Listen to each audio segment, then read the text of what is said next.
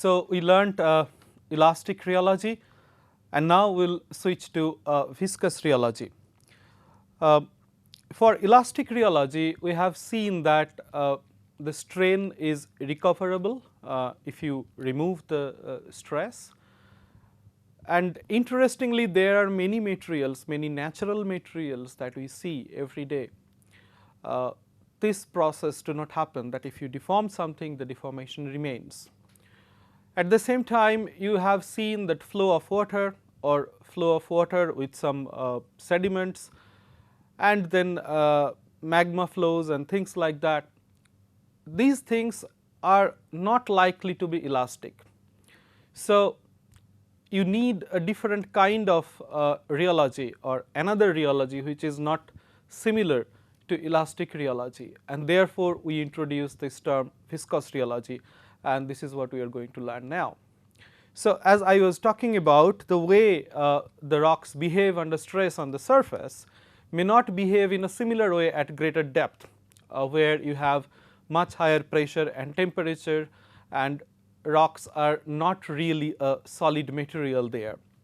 So, you can think of the example of the glass that we have cited in the very beginning, that at surface temperature it is extremely brittle, it produces fracture, but when we heat it up, it flows like honey.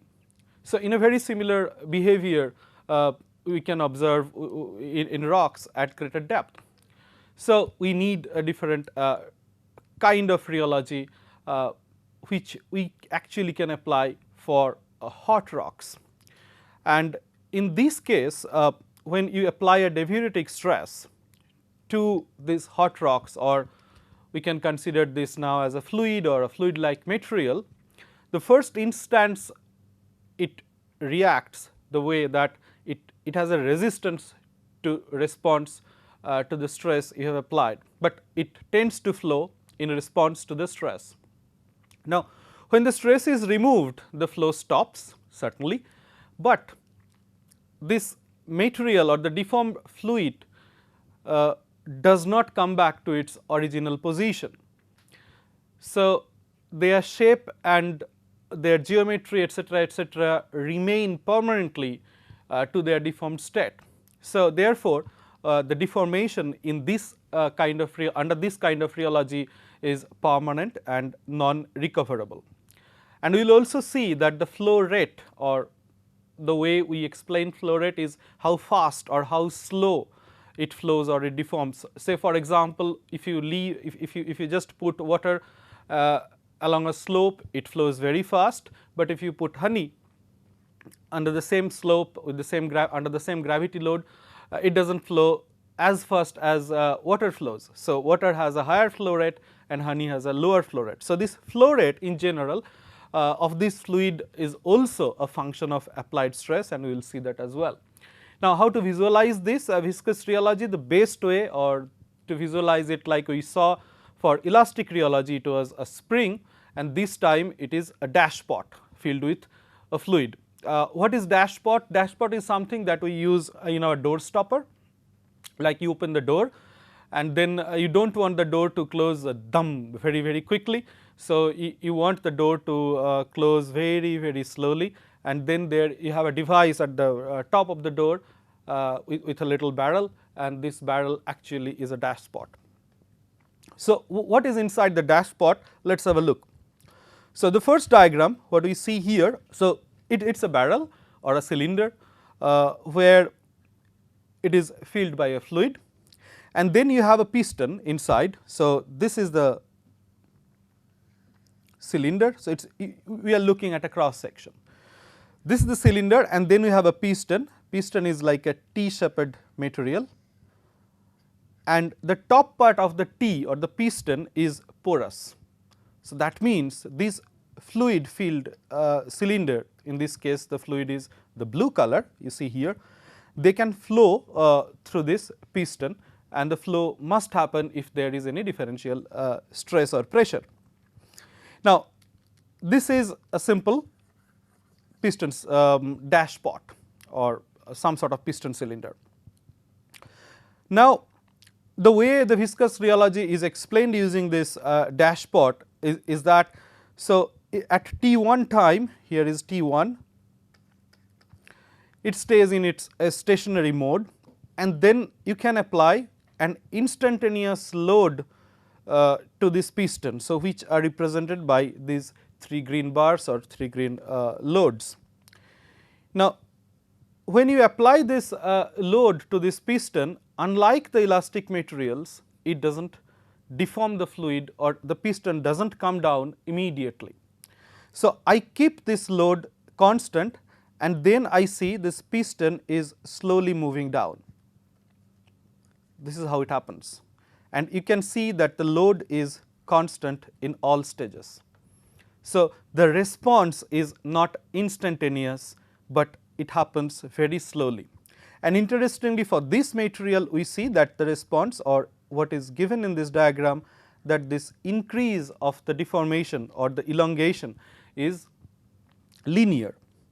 Now, at T6, after T6, we remove the load, and interestingly, unlike the elastic materials, this piston does not go back to its original position, it remains there. And this entire behavior of the deformation is known as viscous deformation, where in nutshell that the material does not respond immediately after application the stress, but it responds slowly, and the response, at least in this case, is linear, and when you remove the stress or remove the load, then it does not come back to its original position, and this is known as viscous rheology. Now, you can clearly understand that instead of 3 green bars, if I would have applied 4 or 5, then probably the movement would be faster. Therefore, the greater the load applied, the faster the fluid percolates through this porous spaces of this piston. Now, we can visualize these in terms of plots. So, what I have here, like we have seen in elastic materials, in this area, in this plot I have sigma xx, that means the movement along the x direction. So, this is x, and then this side I have time. So, this is the time, and here instead of sigma I have strain. So, how strain is responding with time is shown here, and how stress is responding with time is shown here, where the time is corresponding to each other. So, what is happening at T1 time, it was there was no load. So, stress is 0, strain is 0, which is normal, which is expected. And now, an instantaneous load has been applied, this 4 bars, and we see that strain here is not instantaneous, but it is increasing slowly. So, we applied the load and kept it for a while. So, here during the application of the load and when we kept the load at constant value, the strain increased, and when we reduced the load, it did not come back, but it stayed at a constant position. Therefore, this is the permanent deformation of this fluid. Now, we can also understand that instead of, say, whatever fluid you have used, say cooking oil, if we use some other fluids like honey, then under the application of the same load, the flow would be slower, and if we heat the cooking oil and put it inside the cylinder, then the flow would be faster. So, of course, in all cases the load is unchanged. So, therefore, it has some response or some relations with some sort of ambience, what is the material, and at the same time some external parameters, influence of temperature and so on, as we have seen with the glasses. We will learn about it later, that what are the influences of the external parameters to all sorts of rheology, but this is in nutshell what is viscous rheology, that we can understand very easily and very quickly with the example of a dashpot. So, as we have learned that fluids in general has a resistance to flow under stress, and this typical term, that resistance to flow, when you try to quantify this resistance of flow of fluid under the application of stress, is known as viscosity, and viscosity is generally denoted by the Greek letter eta, or sometimes we call it coefficient of viscosity. Now, greater the viscosity value, higher is the resistance to flow. So, honey is a high viscous material compared to water. So, you can explain this way. So, when you say viscosity is high, that means it has higher resistance to flow. And if the viscosity or the viscous material that we are considering is a perfect or ideal viscous material that we hardly see in nature, then it flows like a fluid when influenced by an external force. This we have learnt, and that means that there was no elastic deformation involved. So, if we then plot the stress versus strain of the deformation of this ideal viscous fluid, then we would not have any elastic deformation. So, in this side, in this plot, I have along vertical axis stress and horizontal axis strain, and we see that there is no elastic deformation. So, you apply the stress and there is no elastic deformation, and then you have a permanent strain for a constant strain rate. However, because this is rate dependent, the deformation, that means it takes some time to respond and it flows with time under the constant load. So, strain rate here with the viscous rheology is very important, and then if I plot stress versus strain rate, then the plot actually looks like stress versus strain plot of elastic deformation. In elastic deformation, stress versus strain was linear, and in this case stress versus strain rate is linear. So, if I plot stress in this side and strain rate along the horizontal direction, then I get a curve like this for an ideal viscous material. Now, when this deformation of ideal viscous material happens in constant volume, then we call it linear viscous material, or sometimes or most of the time we actually refer it as a Newtonian fluid or Newtonian flow, and the constitutive equation in one dimension actually therefore relates, because we have to relate the strain rate. So, for a normal diuretic stress component, if we use the normal stress, then it is related to the normal diuretic stress component, which we will refer as sigma dn, to the instantaneous extension rate, which is epsilon dot n. Now, epsilon dot n, again this dot always indicate epsilon dot means epsilon by t, right. So, where t is the time, or you can also relate it with the shear stress. Therefore, you can assign shear stress as tau, as we have been doing since the beginning, and the instantaneous shear strain rate. So, the equation then takes the form. So, you can clearly understand from this equation that stress or sigma is proportional to the strain rate, right. So, you need a constant to make this equation. So, we simply write a constant, which is in this case the viscosity, the coefficient of viscosity, and strain rate, and this is exactly the same equation in the same form we are looking at. I am sorry, it is this one and this one. So, we can actually extract viscosity from this equation. So, it takes the shape of like this, and here it takes the shape of like this. Now, viscosity therefore is a term that we have learnt, is a constant, is a coefficient, and this is a constant for each material when other parameters are constant, pressure, temperature, and so on.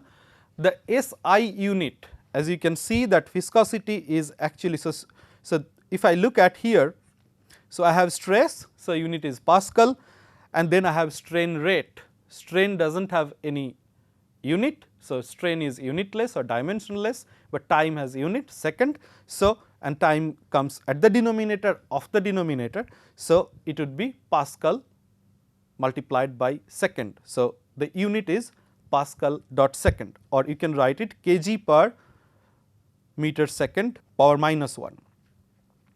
And there is also one unit of viscosity that people use frequently, it is Poise. So, Pascal second is the commonly used SI unit, but Poise is another unit, and 1 Poise is 0.1 Pascal second. So, that is the conversion of Poise to Pascal second. Now, you can ask this question that okay, so viscosity we learnt, dashpot we learnt, linear viscosity, Newtonian fluid we learnt the dimension of viscosity, which is Pascal second. Now, what is the implication of viscosity in earth sciences? Now, what is the implication of viscosity in earth sciences or structural geology, the course we are learning?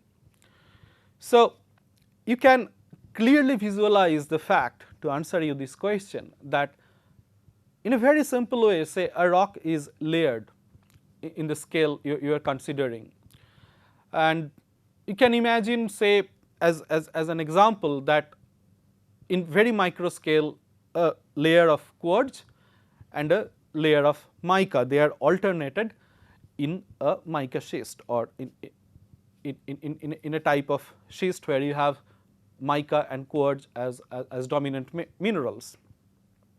Or you can think of in a little larger scale, outcrop scale or hand specimen scale, that silicate and carbonate rich layers like we see in calc silicates. Then it is important to visualize the fact that at high pressure temperature, when these minerals or these rocks are like fluid, then quartz layer, because it is quartz, it has different viscosity to that of the mica. And similarly, a silica rich layer would have a different viscosity to that of the carbonate. Now, under that conditions, if I deform this rock by compression or by extension, what are the different kind of structures we can produce? And this is a subject of research since years, and people still are continuing researching on this. Say for example, whether we would have a budinage with sharp fractures, or we would have a pinch and swell structure under the same dynamic condition, is governed by what is the viscosity of the budinaging layers and the surrounding materials. I have some examples here. You can also think of the fact that the thickness of the fold, if you go to the field, we will learn it later, that in few folds the thickness of the hinge zone, the top part of this fold, is thicker relative to its limb, and vice versa, that hinge is very thin compared to its limb. And sometimes we see that throughout the fold the thickness is constant. These are known as parallel folds. So, why these kind of differences we see when we know that buccal folding is just you need a layer parallel compression, but these are all functions of viscosity between the layer we are considering, which is being folded, and its surrounding rock, which must have a different viscosity to produce fold. So, here is one example. For example, this orange layer is embedded in another layer in the matrix, and if this matrix has viscosity eta 1 and the orange layer has viscosity eta 2, then to produce a fold, buccal fold, the eta 1, that means the viscosity of the matrix, must be pretty less than the viscosity of the buckling layer. And if that reverses, that is, the viscosity of the buckling layer is lower than the viscosity of the surrounding rocks, then we produce a structure something like that. And you can clearly understand that a switch from here to here is only possible not by any dynamic change of any dynamic parameters. That means you are deforming it slowly or you are deforming it very fast, does not matter. You can switch from this to this only and only if you have a viscosity difference between these two in a different way. Very similar way, if the same layer stays in an extension regime, then we can see that we can form sharp fractured budinage when the viscosity of this budinaging layer is very high compared to the viscosity of the surrounding matrix. If it is almost similar or slightly higher, then we can produce some sort of structures that we know as pinch and swell structures. So, what we are dealing here is some sort of relative viscosity, that we are comparing viscosity from one layer to another layer, and this relative viscosity sometimes is referred as competency in structural geology, and we will refer it later as competence contrast. And this is also referred not only for viscous rheology, we also use for elastic rheology, that elastically competent layer, elastically incompetent layer, viscously competent layer and viscously incompetent layers, and so on. So, we will see later many more applications of viscous rheology along with some other rheologies, but to give you a very brief idea that why we need to study rheology to better understand the structures that we see in the field in structural geology, it is very important that we have a solid background of rheology. Now, we talked about linear viscosity. So, and this is evident from this equation where shear stress is equal or proportional to the shear strain rate with a constant. So, this suggests that the viscosity changes linearly with strain rate, and it is only applicable for linear viscous fluids or Newtonian fluids. As an example, you can consider water, magma under certain conditions, flow of salt in salt domes, etc., are fantastic examples of Newtonian fluids. But there are many other flows where the flow do not happen linearly. What I mean by linearly is explained here. So, we have seen this plot, the stress versus strain rate, where the relationship is a straight line. That means, at any point of time of the deformation, if I go back to this plot, I always can get a viscosity, and in this case when it is linear viscous fluid or Newtonian fluid, the viscosity is constant. And if that does not happen, then this line is not straight anymore, it can be curved. And if the line is curved, then the relationship is not linear, and this is known as non-Newtonian viscosity or non-Newtonian flow or non-Newtonian fluid. So, what does it imply? That with deformation, if I take any point, draw a tangent and then try to figure out what is the viscosity, you can see that viscosity is constantly changing. So, this changing viscosity or the transient viscosity during deformation, while the all parameters pressure, temperature and others remain constant, this is known as nonlinear viscous fluid or non-Newtonian fluid. So, to figure out a constitutive equation for non-Newtonian fluids, you can clearly understand that this linear equation is of no use. So, we introduce a new kind of equation where strain rate is related to stress with some sort of exponent, and in this case this exponent is n and it is known as stress exponent. In structural geology, in tectonics and also in geodynamics, this stress exponent is a very important term, we will learn about it later. And then this is related by a constant which is material constant, and we generally denote it by A. So, eventually the equation takes the form strain rate equal to a constant multiplied by sigma to powered by an exponent. So, this exponent is known as stress exponent and A is a material constant, and because it has a power, sometimes we refer it as power law flow or the materials which do not have a linear viscosity property, we call it also power law materials. Now, we move to plastic rheology. We learnt elastic rheology, we learnt viscous rheology, and there are many materials, the behavior of which under stress we cannot explain neither by elastic rheology nor by viscous rheology. So, we need a third and final end member of the rheology group, and this is plastic rheology. So, under some natural conditions, as I was talking about, the strain response of rocks cannot be explained neither by elastic nor by viscous rheology, and these materials are extremely typical. So, during deformation they initially display an elastic behavior, however, after a certain point they flow readily at or little above the yield stress.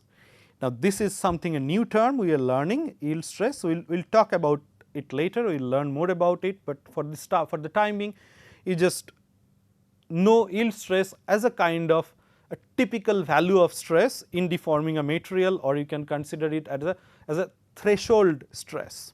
So, for the timing you just remember that.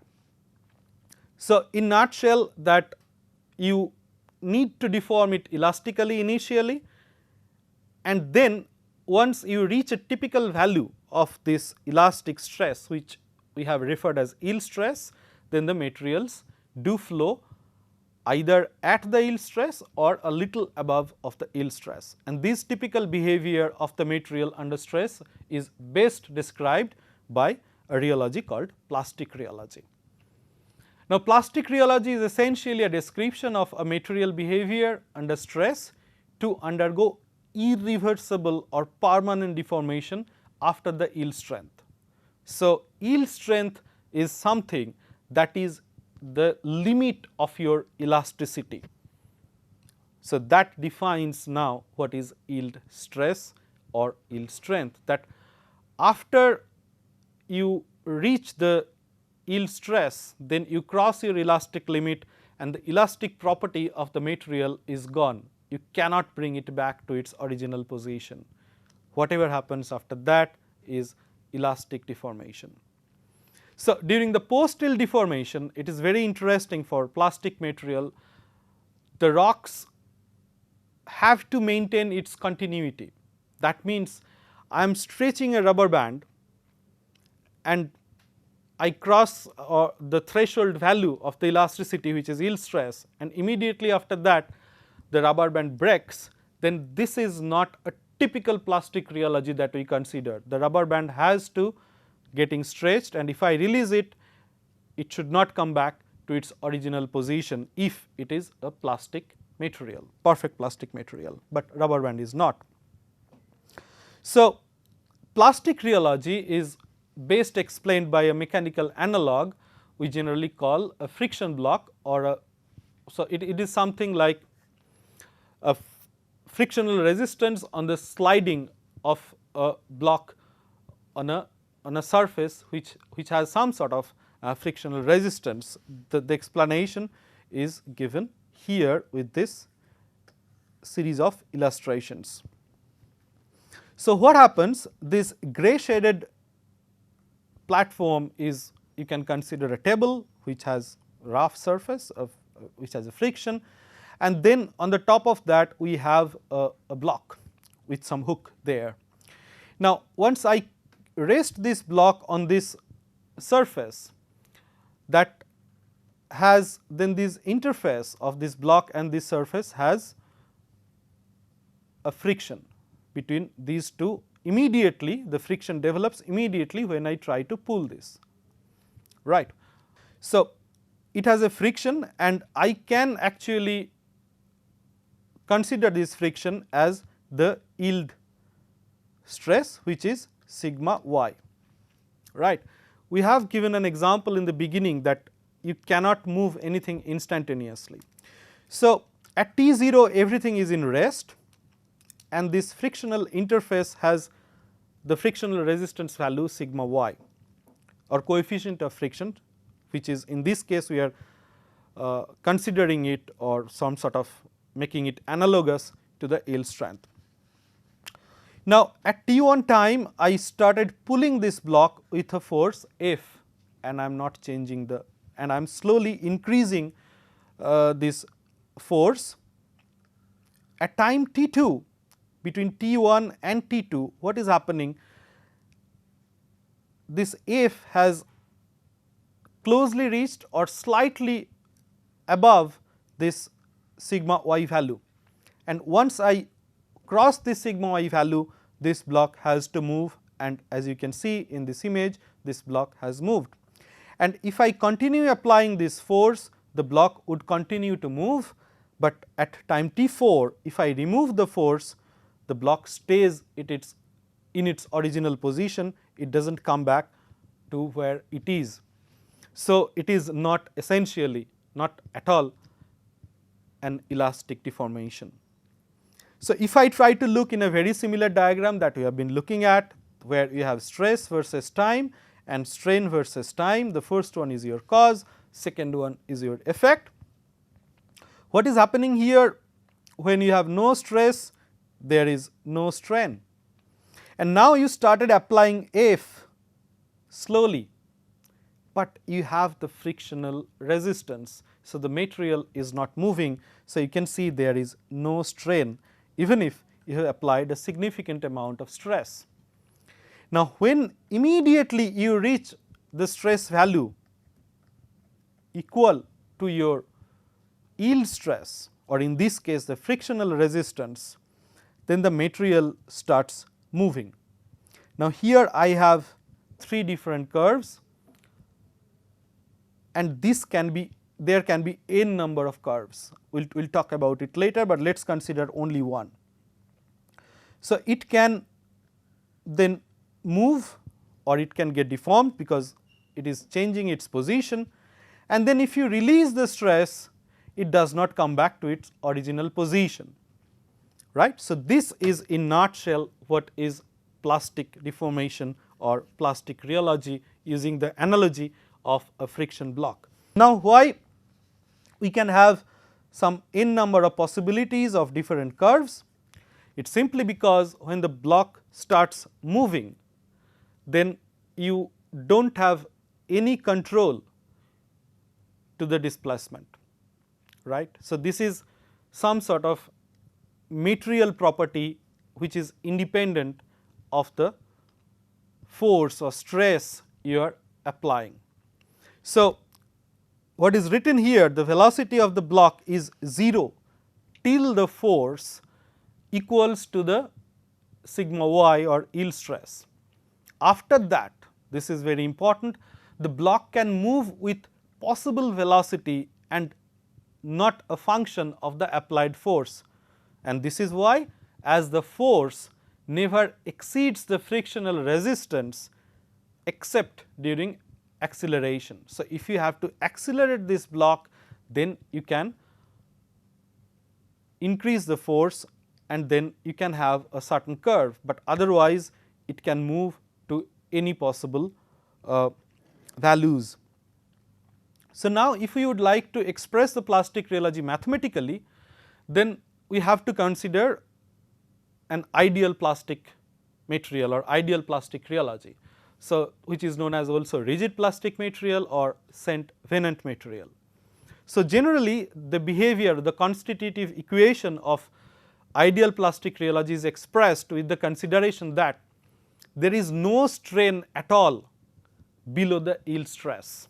So, that is a very primary and basic consideration, that material does not deform even elastically till the yield stress is reached. Okay. And at the same time, during the deformation, the stress cannot be above the yield stress except you have acceleration. Now, this is a little complex in terms of statements, but in general you are not accelerating your material while you are deforming it, that is the first. And second, that at the very beginning, before you reach yield stress, there is no elastic deformation, and this relationship is explained by this equation sigma, either that is your overall stress is less than or equal to the yield stress, and this is known as von Mises yield criteria or von Mises failure criterion, and you can expand these part in this form sigma involving all sorts of principal axis of stresses, and if you can recalculate it to your stress slides that we have seen, it is the stress invariant number 2. So, you can figure it out, and we can also figure out the stress does not determine the strain rate, and the equation also does not say anything about the possible values of stress after the yield. So, therefore, you do not know what would be your stress value after the yield, and that gives a very interesting phenomena of rock deformation in structural geology of plastic deformation, and which we are going to see it now. So, we know that rocks are, I mean, whatever we have considered so far, elastic, viscous and plastic, we always use the prefix before them is that ideal, and ideal means it is very difficult to find, to figure out. So, like in all other materials, rocks also are not ideal plastic materials during plastic deformation. So, strain rate and others would like to have an effect, and the stress level is likely to change during the deformation history. And also you may not have no elastic deformation before the yield stress. So, you may have elastic deformation before the yield stress while you are deforming the rock plastically. So, this is mostly visualized by different rock deformation experiments with variable materials at variable conditions, and these experiments revealed the fact that at different experimental conditions there are number of possibilities of plastic behavior after the yield stress. Now, this plot shows that behavior of an ideal plastic material where you do not have any elastic deformation, you straight away reach to the yield stress. When you reach yield stress, your strain remains 0. So, there is no deformation, you straight away go to your yield stress. Once you reach yield stress, then you increase the strain, keeping your stress at more or less on your yield stress value, and if you stay really on yield stress value, then you are dealing with one ideal plastic rheology. But as I said, rocks are not ideal plastic material. So, you generally would expect some sort of linear behavior at the beginning between stress and strain, and therefore, this is your elastic domain, and then you reach your yield stress. Now, post yield deformation, there are several possibilities, and we can categorize it in 4 different ways. Now, if after the deformation, after the yield, after the yield, if the material deforms at a constant stress, what we see here with a green curve is known as steady state flow. If you need some more stress to flow the rock or to deform the rock, then this is called it strain hardening. If we do not need stress, even that much of the yield stress, much lower stress to flow the rock, this is known as softening. We observe all sorts of curves in rock deformation experiments, and together with this we saw curves that involve both hardening, steady state and softening, which is the orange curve here that goes like this. So, you see after the yield you have hardening, then you have softening and then steady state. So, this is known as complex flow or complex plastic rheology. Now, all such processes can be explained by the deformation in atomic scales, that why I should have hardening, why I should have a steady state flow, why I should have a softening type of flow, a strain softening type of flow. Now, these are essentially very micro scale processes, and we will learn it in one of our next lectures, where we will be dealing with deformation mechanisms of rocks. So, with this we finished the 3 basic end members of rheology, which is linear elastic, ideal linear elastic, ideal linear viscous and ideal plastic. And here is the summary slide. In ideal linear elastic materials, we use spring as our analog model. For linear viscous material, we use a dashpot. For ideal plastic rheology, we use a friction block. The stress strain curve for ideal linear plastic, where stress versus strain is linearly related. For viscous, this curve is little difficult, not linear. It goes like this. For ideal plastic, the curve looks very similar to the linear viscous material, but here this point has to be your yield stress. Now, stress rate versus strain rate plot for ideal linear elastic material is exactly same the way you have stress versus strain, but in linear viscous and linear plastic materials we do not plot stress rate, but we plot stress versus strain rate. In this case this is linear, and in this case this is not linear, but it looks exactly similar of the stress versus strain, because it is strain rate independent if your material is ideally plastic. We also have learnt a lot of terminologies, right? Viscosity, Newtonian fluid, compressibility, Young's modulus, von Mises criteria, then elasticity, strain hardening and so on. Now, you can see that all these words or phrases that we have learned in this basics of rheology lecture, I have sort of jumbled up. So, what you can do that you can pick any of these terminologies and can think of, what is this? Say if you just talk about Poisson's ratio, okay, what is Poisson's ratio? Let us think about it. If you do not get it, go back and look at what is Poisson's ratio. This is how you will be very familiar with these sort of terminologies, which are extremely important to understand the deformation of rocks at different conditions. So, with this we finish this lecture. In the next lecture we will learn the combined or complex rheology, where we will add one basic rheology to another basic rheology, and we will see what kind of responses we get out of it. Till then, goodbye.